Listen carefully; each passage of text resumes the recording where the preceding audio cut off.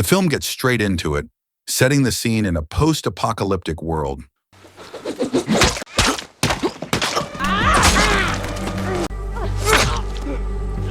14 years back, a deadly fungal pandemic swept the planet, effectively wiping out almost the entire animal population, a staggering 98% to be exact. The sudden loss of the food chain plunged humanity into a severe famine, which quickly spiraled into a desperate war for sheer survival. Of the few resources remaining, only one held true value: farmland, the final bastion capable of sustaining human life. The scene quickly cut to a group of armed marauders cautiously advancing across a vast field, heading toward a remote farmhouse.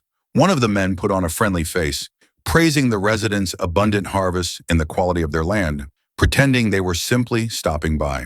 Meanwhile, several of his accomplices were secretly trying to sneak in through various entrances. Their mission was compromised immediately when one of the sneaks was killed instantly. The men outside stubbornly insisted they just needed shelter, despite being caught red-handed. Suddenly, a loud, sharp whistle cut through the air from a distance. In that very instant, the invaders were all neutralized.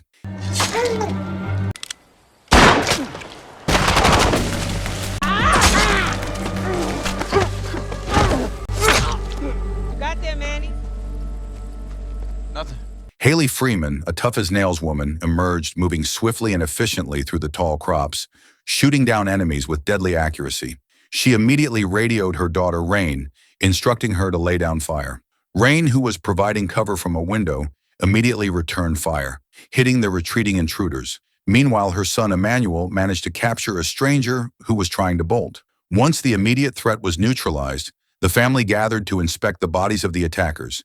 This is where we properly meet the rest of the family, namely Haley's husband, Galen, and their other daughter, Danis. The family members were baffled as to how these people had managed to penetrate their defenses in the first place, and they quickly agreed they needed to beef up their perimeter to ensure no one ever got a foothold again. That evening, the Freeman family sat down to dinner. The kids were practicing a special whistling code, a unique communication method to sharpen their skills in case of danger. Their conversation, as always, revolved around the daily grind, including crop maintenance and securing the perimeter. During the meal, Haley gave Emmanuel an important mission. He needed to deliver supplies to her friend Augusta, who lived a fair distance away. Haley laid down the law, sternly instructing Emmanuel to keep his wits about him, trust absolutely no one, and stay clear of any outsiders.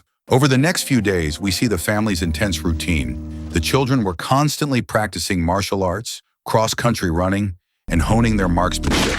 They were meticulous about checking the electric fence around the property and hunting small game in the forest to supplement their food stores. The entire perimeter was also under constant surveillance via CCTV cameras. Meanwhile, Haley frequently monitored the radio, desperate for news from other survivors. One night, Haley managed to connect with Augusta over the radio. Augusta delivered a heavy warning about a brutal group of marauders who had already laid waste to 3 farming families.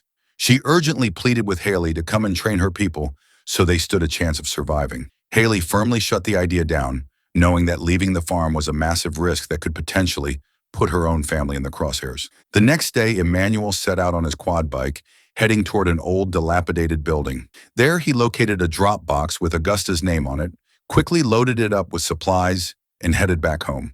In the meantime, Haley got a jarring call from Augusta.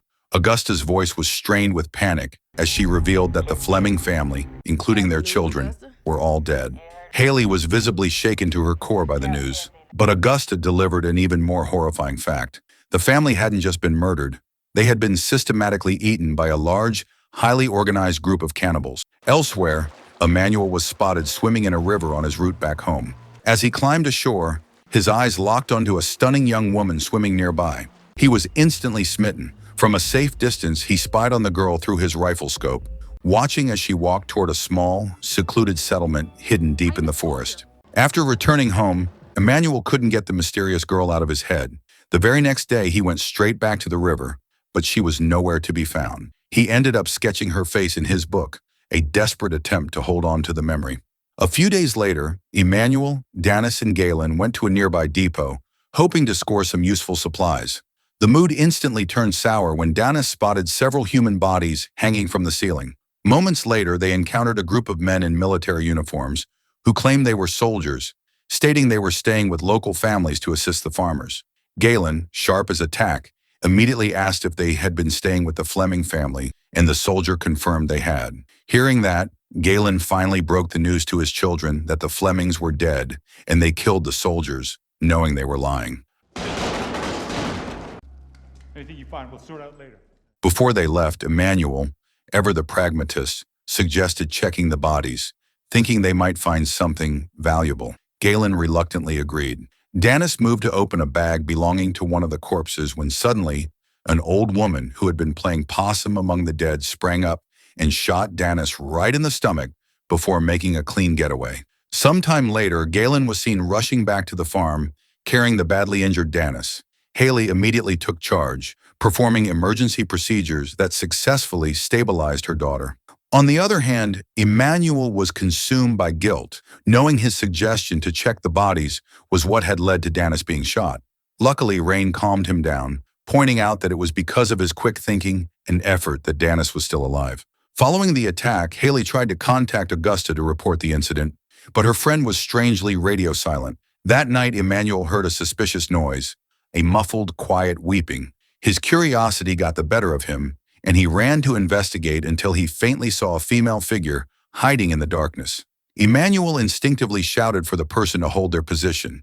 To his utter shock, the girl was the mysterious stranger he had seen swimming in the river. She was visibly afraid and desperate for help. The next morning, the tension at the Freeman farm had ratcheted up. Galen and Haley were insistent that their children remain armed at all times, even while sleeping.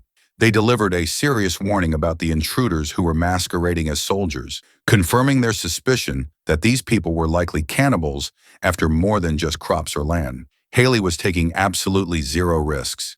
She sternly told her children that if they spotted a stranger, they were to shoot first and ask questions later. Soon after, Emmanuel secretly made his way to the barn. He had been hiding the mysterious girl there, bound and gagged. He tried to calm her down, assuring her he meant no harm. He untied the cloth over her mouth, gave her water, and attempted to tend to her minor injury. The girl was immediately defensive, accusing Emmanuel of kidnapping her. Emmanuel denied, explaining that his mother simply didn't trust outsiders after what they had been through. That evening, Emmanuel returned to the barn, demanding a full explanation of who the mysterious girl really was and what she was doing on their land.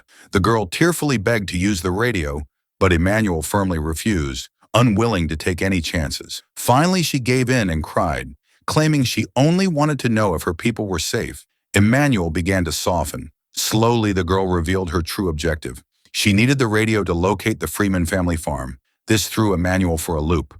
When he pressed her for a reason, the girl explained that her aunt had told her that only the Freeman family could help them. From that moment, the ice between them began to thaw.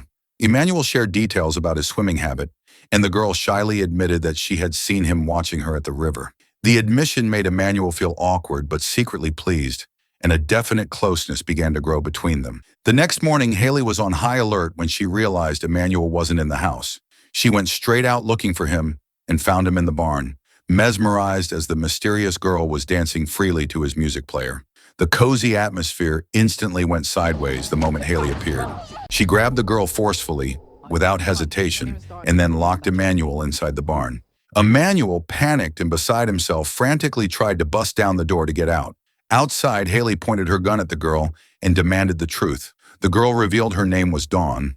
She claimed to be a nurse from a government medical assistance program whose group had been attacked. Haley didn't buy the story for a second and fired a warning shot near her. Dawn's fear finally made her spill the beans.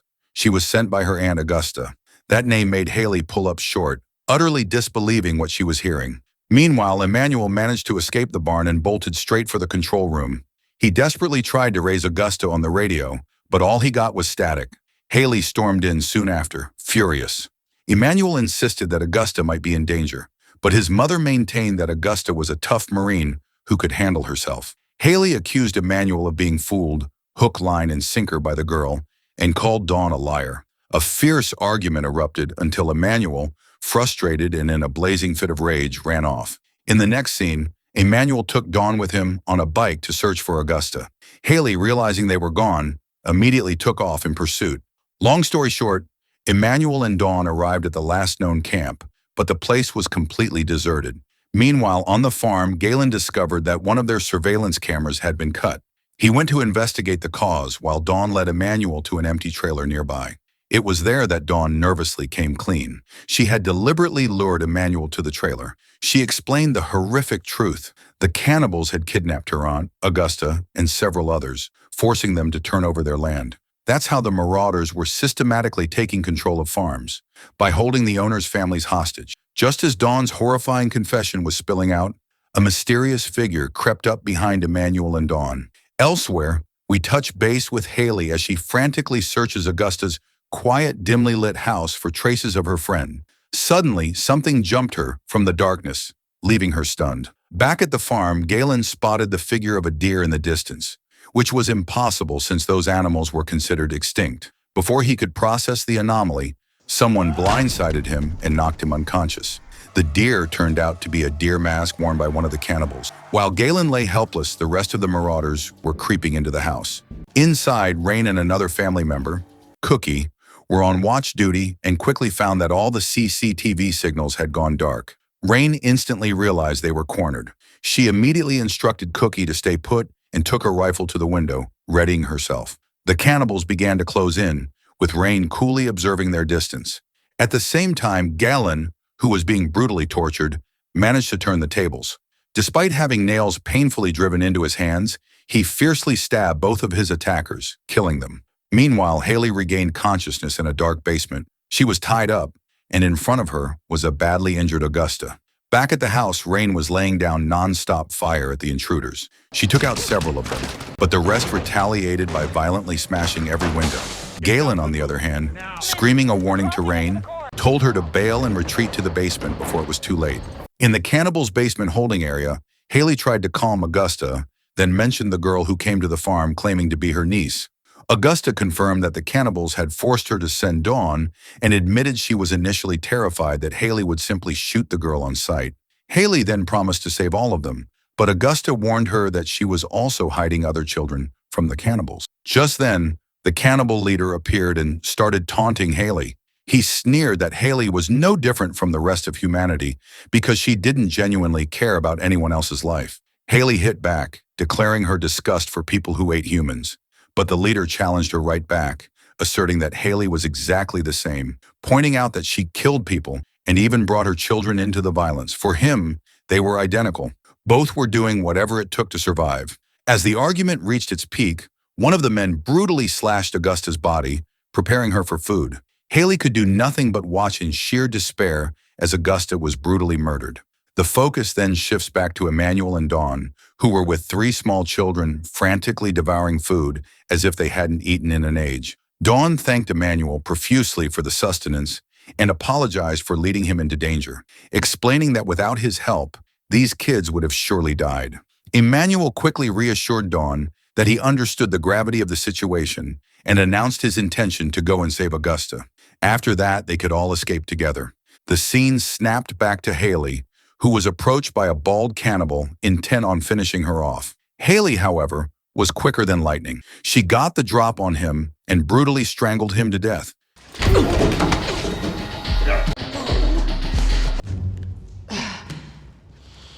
She grabbed a nearby rifle just as the cannibal leader walked into the room. She used the rifle and shot the man dead. Back at the farm, Galen and his children took refuge in the basement. Danis, however, was still upstairs, hiding in a cupboard. Worried sick, Galen prepared to rescue his daughter, sternly warning Rain and the others to stay put. Elsewhere, Haley was trying to get out of the basement when she was reunited with Emmanuel, who had come looking for Augusta. Emmanuel was rocked to his core when he saw Augusta's dead body. In that moment, he finally understood that everything Haley had ever done was simply to keep their family safe. Back at the farm, Galen cautiously moved upstairs just as Rain pulled the switch that slammed shut all the curtains and killed the lights. I got it! Come on! Galen immediately capitalized on the darkness to launch his attack. After dispatching all the attackers, he ordered Rain to switch the lights back on, revealing that he was also badly injured. Meanwhile, Emmanuel and Haley finally hooked up with Dawn and the 3 little ones. When Dawn realized her aunt was dead, she was utterly devastated, collapsing into deep, wrenching sadness. On the other hand, Galen managed to carry Dennis down to the basement, but he immediately hit the deck, having lost a massive amount of blood. The panicked girls instantly sprang into action, rushing to his aid and successfully stabilizing him for the moment. In the meantime, Rain checked the remaining CCTV and saw that 2 intruders were still outside, strategically dousing the house with gasoline, clearly intending to burn it down. Despite his severe injuries, Galen was dead certain he could still finish them off, and demanded they let the intruders in for him to deal with. Outside, Haley and the children cautiously approached the farm's perimeter when a sudden hail of bullets rained down on them. Haley anxiously ordered Emmanuel to take the children straight to the nearest basement and promised she would handle the situation herself. Meanwhile, back in the house, Rain finally let the 2 remaining cannibals inside. She pointed to her badly shot younger sister Dennis, who was lying unconscious, explaining that she'd been wounded. One of the cannibals immediately held a knife to Dennis's neck, while the other began checking the area. Outside, Haley took a bullet. The pain was excruciating, yet she managed to take down several attackers. Not long after, her rifle ran dry, leaving her with no choice but to break contact and run. In the basement, the second cannibal opened a hidden door, which led him to a small armory chock full of ammunition. He also found a cupboard overflowing with rare spices and cooking herbs, which sent him into a fit of excited greed. Just then, Galen shot up and killed the cannibal instantly. Dennis, despite her injury, stabbed the other cannibal from behind, and Rain quickly finished him off with a shot. Soon after, Emmanuel and the other children arrived in the basement. Rain was livid to see Dawn return, especially with 3 extra kids in tow, but Dawn completely brushed Rain off and immediately went to help Galen, who was now in critical condition. With his mother still in harm's way, Emmanuel made the decision to go back out and save her. On the other hand, Haley was limping toward the barn, but her path was cut short when she was surrounded by the last 3 surviving cannibals. Just as they were about to close the book on her, Emmanuel arrived, shooting one of the cannibals dead. He then frantically bolted to his mother's side, whose condition was dire due to severe injuries all over her body. Emmanuel pleaded desperately for Haley to stay awake, but his mother closed her eyes. Emmanuel was absolutely devastated, screaming in anguish and despair. The film then fast-forwards several days. Life at the farm had slowly begun to settle back into its routine. The children were seen working together, preparing the dining table for lunch. Just as they were about to sit down, something unexpected happened. Haley slowly limped down the stairs. She had somehow survived her injuries. The film closes with the Freeman family gathering to finally enjoy a meal together. Haley looked upon her children with a gaze of pure affection and pride.